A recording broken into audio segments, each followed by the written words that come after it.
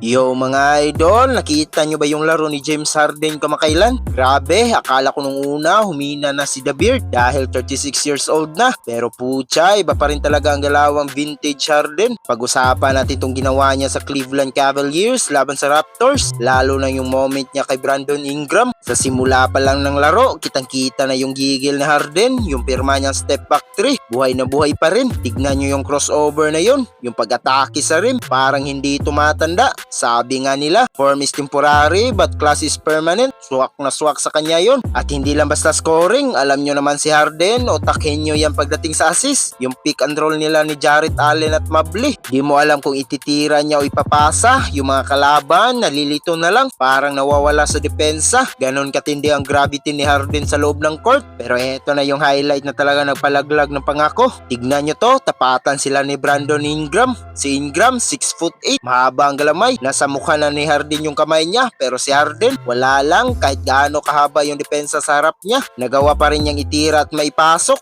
Parang sinabihan niya si Ingram lang, bata ka pa boy, marami ka pang kakaining bigas. Sa huli, nagtala lang naman si Harden ng 22 points at 10 assists. Doble-doble na naman ang lolo nyo. Sa totoo lang, kahit marami siyang haters, masarap pa rin makitang naglalaro si Harden ng ganito. Sana talaga makuha na niya yung inaasam niyang ring bago siya mag-retire, di ba? Kaya kayo mga idol, sa tingin nyo ba kaya pa ni Harden mag-champion o pang regular season na lang ang laro niya? Comment nyo naman sa baba, huwag kalimutang mag-like at subscribe para lagi kayong update sa mga kintuhan basketball. Hanggang sa muli, peace out!